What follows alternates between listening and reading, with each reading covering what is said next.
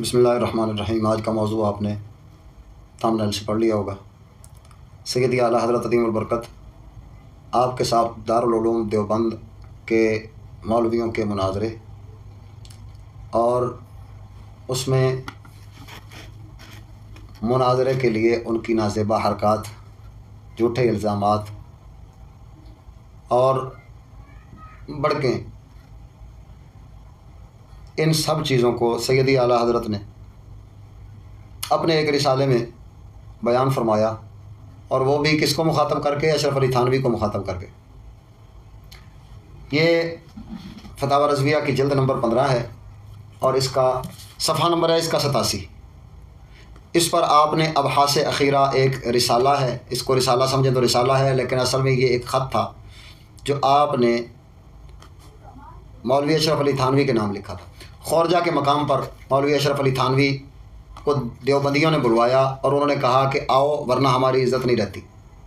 जब ये वहाँ पर आ गया तो उस वक्त इन्होंने पैगाम भेजा आला हज़रत की तरफ कि आओ आप मुनाज़रा करते हैं। तो उस वक्त आपने ये रिसाला लिख कर भेजा था। आपने फरमाया था कि मैंने इतने रिसाले लिखे तुम्हारे ख़िलाफ़, रशीद गंगोही के ख़िलाफ़, कासिम ननोतवी के ख़िलाफ़, अशरफ थानवी, तो अब उनमें से किसी एक का भी तुमने जवाब नहीं दिया। उल्टा क्या किया? अपनी उन गुस्ताखियों पर मुसर रहे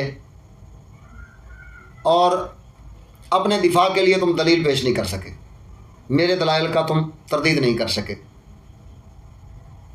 जब अपनी ज़िद और हट दर्मी पर जब तुम इस कदर कायम रहे तो उस वक्त आला हज़रत फरमाते, फिर हमने शामुल हरमैन लिखा और उसको उलमाए अरब व अजम से तस्दीक करवा के हमने शाया किया। तुम्हारी तरफ से क्या किया गया? अब ये देवबंदियों ने क्या तरीक़ा इख्तियार किया हुआ था? जब मुनाज़रे के लिए आपके पास इल्म नहीं होता, जब आपके पास दलाइल नहीं होते, तो फिर हीले और बहाने होते हैं। दारुल उलूम देवबंद के लोगों ने 2 काम किए थे उस वक्त। पहला काम, इन्होंने अपनी उन अकाबरीन की किताबों को उठाया और उनमें तरमीम की, थोड़ी इबारत का रद्द-व-बदल किया, रद्द-व-बदल करके उलमाए अरब के पास लेकर चले गए और वहाँ पर जाके क्या कहा? देखो जी, ये वो असल इबारतें हैं, अहमद रज़ा ने हम पर झूठ बोला है, लिहाजा आप इन इबारतों के मुताल्लिक़ हमें फतवा दे दीजिए। तो जाहिर है कोई भी मुफ्ती जब वो इबारत देखेगा, कलाम देखेगा, तो उसने तो उसी पर फतवा देना है। जब आला हज़रत ने सवाल पूछा था या आपने रिसाला लिखा था तो उसमें जो कुछ लिखा था उन्होंने तस्दीक उसी वजह से की थी, लेकिन अब इनकी तरफ से जो इबारत पेश की जा रही है तो उन्होंने उसकी भी तस्दीक कर दी कि ठीक है ये इबारतें तो ठीक हैं। अब वो क्या था कि इन्होंने गुस्ताखियों वाली इबारतें निकाल के इन लोगों ने वहाँ पर जाके पेश किया। अब दूसरा काम क्या किया? दूसरा काम ये किया कि इन्होंने 7 से 8 किताबें, आला हज़रत के वालिद के नाम पर कोई किताब, आपके दादाजी के नाम पर कोई किताब, हुज़ूर गौसुल आज़म के नाम पर कोई किताब, इस तरह इन्होंने 8 किताबें छापी, खुद इन्होंने छापी। और उसमें मवाद क्या रखा? वही जो मौलवी अशरफ अली थानवी और इनके अकाबरीन जो अक़ीदा बयान करते हैं, उस अक़ीदे की तस्दीक जिसमें हो। मिस्र से किताब छपवाई हुज़ूर गौसुल आज़म के नाम पर, और वो किताब छपवा कर उसमें भी मवाद रखा है मसला इल्मुल गैब में जो इन देवबंदियों का नज़रिया था उसके मुताबिक उसमें मवाद रख दिया। इसी तरह से एक किताब इन्होंने हिदायतुल बरिया छपवाई आला हज़रत के वालिद गिरामी क़ुद्दस सिर्रुहु आपके नाम पर, इसमें मसला इल्म गैब था, ये इन्होंने लाहौर से छपवाई। तोहफ़तुल मुक़ल्लिदीन, ये किताब इन्होंने सीतापुर से छपवाई और इसमें गंगोही और उसकी पूरी जमात की तारीफ़ात और उसके अलक़ाबात और क्या बात है जी, क्या बात है, ये लिखा हुआ था। फिर उन्होंने एक किताब छपवाई हिदायतुल इस्लाम, ये आला हज़रत के दादाजी सरकार उनके नाम पर छपवा दी। इसलिए इसमें भी मसला इल्म गैब था जो थानवी की हिमायत करता हो। फिर इन्होंने एक और किताब छपवाई तोहफ़तुल मुक़ल्लिदीन, ये आपके दादाजी के नाम पर, और ये लखनऊ से छपवाई। खज़ीनतुल औलिया, आला हज़रत सैयदना हमज़ा क़ुद्दस सिर्रुहु आपके नाम पर कानपुर से छपवा दी। फिर उन्हीं के मलफूज़ात छपवा दिए। फिर मिरातुल हक़ीक़ा के नाम पर इन्होंने गौसुल आज़म के नाम से मौसूम एक किताब छपवा दी जो मसला इल्म गैब पर थी, और वो मसला इल्म गैब भी मौलवी थानवी और देवबंदियों की हिमायत वाला मसला था।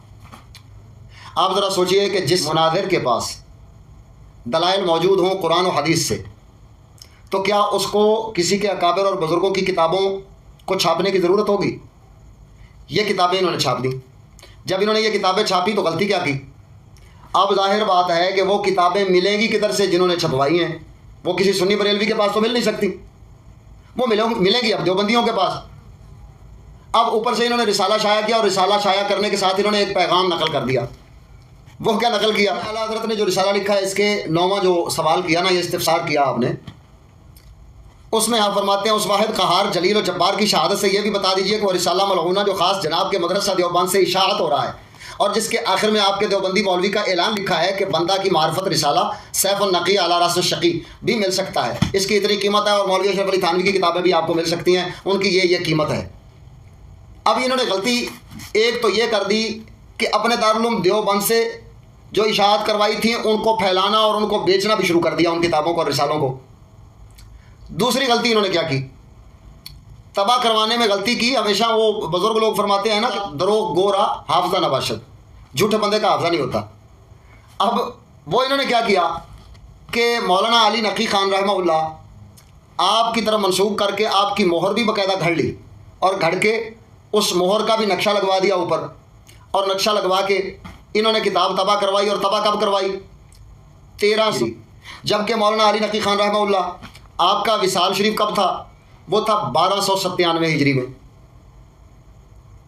वो 1297 हिजरी में जो बंदा फौत हो रहा है वो 1301 में आके किताब को तबाह कैसे करवा सकता है?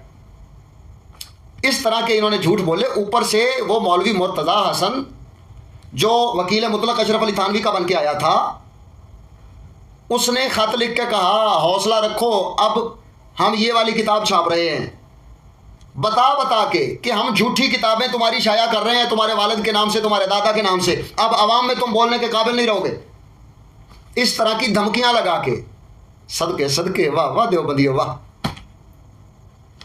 इस कदर हमाकतें की, और आवाम ने जब देखा कि यार किताबें लिखी बरेली वाले ने हैं तो ये मिल देवबंद से क्यों रही हैं, सारा झूठ अल्लाह ताला ने जाहिर कर दिया। जब झूठ जाहिर हो गया, खर्च हो गए, तो अब आला हज़रत अज़ीमुल बरकत सरकार ने ख़त लिखा। जब मदरसा देवबंद का सालाना मरकज़ी जलसा था, इन मौलवियों को चंदा देने वाले जो ताजर थे, जो अमीर कबीर लोग थे, उनके हाथों में वो ख़त भिजवाया, और उस ख़त में क्या था? वही अपने सवालात के जवाबात तलब किए थे, और इन पर जो इबारात आपने लिखी, जो कलाम किया, जो इनकी गुस्ताखाना इबारात पर पकड़ फरमाई थी, वही ख़त में लिख कर भेज दिया कि इसका जवाब दो। मौलवी उधर जमा तो हुए लेकिन जवाब तो बन नहीं पाया। अब उन अवाम के बंदों को मुतमईन करने के लिए, जिनसे चंदा खाते थे, मुतमईन करने के लिए कहने लगे अच्छा ठीक है, फ़िक्र ना करें आप, हम उनके साथ मुनाजरा करेंगे, इस बात पर हम मुनाजरा करेंगे। तो वकील मुतलक उस वक्त बन के आ गया, साथ में मौलवी मुर्तज़ा हसन चांदपुरी, ये वकील मुतलक बन के आ गया। तो आला हज़रत की तरफ पैगाम भिजवाया, जी मैं वकील मुतलक हूँ, लिहाजा मैं मुनाजरा करूँगा आपके साथ, तैयार हो जाइए। आपने फरमाया भाई जिसका तो वकील बन के आया है पहले उससे कुछ लिखवा के ले आ, ताकि तेरी वकालत तो साबित हो जाए। आपने ख़त लिखा मौलवी अशरफ अली थानवी को। 7 महीने गुजर गए लेकिन उसका जवाब उसने ना दिया। अब 7 महीनों के बाद क्या हुआ? इस मौलवी मुर्तज़ा हसन चांदपुरी ने गाली गलोच करके जान छुड़वाने की कोशिश की, ताकि कुछ ना कुछ आला हज़रत अपनी ज़ात की वजह से बोल दें। लेकिन आला हज़रत जो रसूलुल्लाह के लिए अपनी ज़िंदगी वक़फ़ करके बैठे थे, वो अपनी ज़ात के लिए क्यों बोलते भाई? आपने फरमाया कि जितनी देर ये गुस्ताख मुझे, मेरे ख़ानदान को, मेरे आबा अजदाद को गालियाँ देने में वक्त ज़ाया करेंगे, उतना वक्त मेरे पाक नबी सल्लल्लाहु ताला अलैहि वसल्लम की हुर्मत, इस्मत और इज़्ज़त इनकी ज़ुबानों से महफूज रहेगी। लिहाजा इनको कहो कि जी भर के गालियाँ देते रहें, मैं अपनी वजह से कोई जवाब नहीं दूँगा। जब भी जवाब दूँगा तो रसूलुल्लाह सल्लल्लाहु ताला अलैहि वसल्लम की बेअदबी और गुस्ताखी की वजह से जवाब दूँगा। ये वक्त, वो 6-7 महीने का वक्त जो है वो इस तरह से गुजर गया। आखिरकार खौरजा के मकाम पर रहने वाले देवबंदी लोगों ने इसरार किया कि हमारी तो इज़्ज़त गई, हर तरफ से हमें झूठा झूठा कहा जा रहा है, गुस्ताख कहा जा रहा है। तो अशरफ अली थानवी की दावत की कि आप आ जाओ, मेहरबानी करो, हमारी कुछ ना कुछ इज़्ज़त रह जाए। जब इधर आ गया तो उस वक्त उन्होंने इसरार किया कि हज़रत जी मुनाजरा करें उनके साथ। अब हज़रत जी ने अपनी आवाम में इज़्ज़त बचानी थी। तो इसलिए पैगाम भिजवा दिया आला हज़रत के पास, जहाँ जी इधर आ जाएँ, इधर मैं मुनाजरा करने के लिए आया। बेटे भाई ऐसे मुनाजरा होता है? वो अगले से भी वक्त लिया जाता है कि नहीं लिया जाता? मुखालिफ मुनाजर से वक्त लिया जाता है, उसके साथ शराइत तय की जाती हैं। जब आला हज़रत के पास ये इसका पैगाम पहुंचा तो सैयदी आला हज़रत ने जवाबन एक ख़त लिखा और उस ख़त का उन्वान आपने अबहास अखीरा यानी आखिरी बहसें, आखिरी बहस के तौर पर आपने ये सारा वाक़या जो मैंने आपको पहले जिक्र किया है कि इन्होंने 7-8 किताबें वो छपवा दी आला हज़रत के अकाबरीन के नाम से झूठी, और उसके साथ साथ इन्होंने झूठ और मन घड़त तरीके से वो वारदात दो तरह से डाली कि एक ये किताबें छपवाईं झूठी और दूसरी अपने बुज़ुर्गों की इबारात को इन्होंने काट दिया और काट के जाके पेश कर दिया, काट छाट करके तब्दील करके, देखो जी हमारी ये इबारतें थीं लेकिन अहमद रज़ा ने हम पर झूठ बोला है। वो झूठे तो तुम हो जो अपनी किताबों से वो इबारतें निकाल रहे हो। लेकिन जो झूठा बंदा होता है ना उसकी आदत होती है, जैसे ये मौलवी साजिद खान देवबंदी की आदत है, अगले को झूठा कह देगा। इससे पहले कि इसका झूठ साबित हो और इसको कोई झूठा कहे, पहले से ही अगले को झूठा झूठा कहना शुरू कर दे, ताकि जब ये मुझे झूठा कहे तो लोग जैसे मेरे झूठा कहने से उसे झूठा नहीं मान रहे तो उसके झूठा कहने से मुझे भी झूठा ना माने। ये झूठे के पास एक बड़ी महारत होती है। ये मौलवी साजिद जो आज मुनाजरे की चैलेंज कर रहा है, इसके आबा व अजदाद का तरीका भी यही था। उन्होंने भी इसी तरह से दाव पच्चा लगाया और अपनी जान बचाई और साथ में अपनी आवाम को मुतमईन कर लिया। ऐसे 2-4 बढ़ मारी अपने लोगों में और मुतमईन कर लिया। लेकिन जब आमने सामने आने की बारी आई तो उस वक्त साफ इनकार कर दिया। अब आला हज़रत ने यह बहास अखीरा नाम का एक ख़त रिसाला आपने लिख के भेजा और आपने फरमाया कि ये मेरे 10 सवाल हैं, इनके जवाब दे दो, मैं मुनाजरे के लिए तैयार हूँ, मैं आ जाता हूँ। ये हज़रत जवाब देने से फिर भाग गए। मौलवी थानवी साहब जवाब देने से फिर भाग गए। लिहाजा ये देवबंदियों का तरीक़ा है कि ये इस तरह से भागते हैं। पहले मुनाजरे का चैलेंज भी करेंगे, इधर आओ, सामने आओ, ये करो, वो करो। अब राशिद रिजवी साहब ने जब चैलेंज इसका कबूल किया है साजिद देवबंदी का, तो अब वो हज़रत कह रहा है नहीं मैं तो मुनाजरा सामने बैठ के करूँगा। वो तो अपने घर में ही बैठ के कर ले। सियाने कहते हैं घर दे विच ते बिल्ली भी शेर होंदी, वो घर च बह के कर ला, तेरिया किताबां तेरे कोले पईयां होणगियां। ये बहाना भी नहीं लगेगा कि मेरे पास वो किताब नहीं, मेरे पास वो किताब नहीं। लेकिन ये इनके बहाने होते हैं, बहानों से लोगों को गुमराह करते हैं, अपने साथ खींचते हैं और उनको मुतमईन करने के लिए ये इस तरह के दावे कर देते हैं और फिर उन दावों से निकलने का तरीका भी इनको बड़े अच्छे तरीके से आता होता है। लेकिन हकीकत यह है कि इनके अकाबरीन ने गुस्ताखियाँ की। यही तरीक़ा मौलवी अशरफ अली थानवी ने अपनी किताब के साथ भी किया कि उसने बाद में अपनी इबारत को तब्दील कर दिया। ये मेरे पास किताब रखी है हिफ्ज़ुल ईमान, ये वाली। पहले हिफ्ज़ुल ईमान के जो 3-4 वरक़ उसने लिखे थे उसमें एक गुस्ताखी की थी कि सैयद आलम सल्लल्लाहु ताला अलैहि वसल्लम के इल्म शरीफ को हर ज़ैद अमर पागल मजनून और हत्ता के जमी बहाइमा और हैवानात के साथ तशबीह दे दी थी। लेकिन बाद में एक ड्रामा रचा के अब ने एक मौलवी से एक तारीर और सवाली तौर पे लिखवा के, वो तारीर भी इतनी लंबी सारी कि उसमें भी मेरी तस्दीक हो रही हो, उसको इसके साथ छाप दिया और उसके साथ एक छोटू सा जवाब लिख दिया। और जवाब में क्या कह दिया? जवाब जज़ाकुमुल्लाहु ताला, ये सफ़ा नंबर 31 है।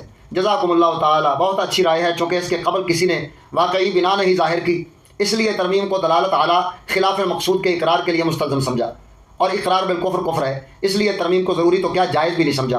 अब सवाल हाजा में जो बिना बयान की गई है एक अमर वाकई है, लिहाजा कबूलन लिल मशवरा, इसको लफ्ज़ अगर के बाद से आलिमुल गैब कहा जावे तक इस तरह बदलता हूँ। अब हिफ्ज़ुल ईमान की इस इबारत को जो कि इस सवाल के बिल्कुल शुरू में मज़कूर है, अब उस इबारत को दोहराया भी नहीं, ठीक है, मज़कूर इस तरह पढ़ा जाए। अगर बाज़ उलूम गैबिया मुराद हैं तो उसमें हुज़ूर सल्लल्लाहु अलैहि वसल्लम की क्या तख़सीस है, मुतलक बाज़ उलूम गैबिया तो गैर अंबिया अलैहिस्सलाम को भी हासिल हैं। तो इस तरह से इसने अपनी इबारत को तब्दील कर लिया। अच्छा किया, लेकिन वो गुस्ताखी वाली इबारत को ख़त्म नहीं किया।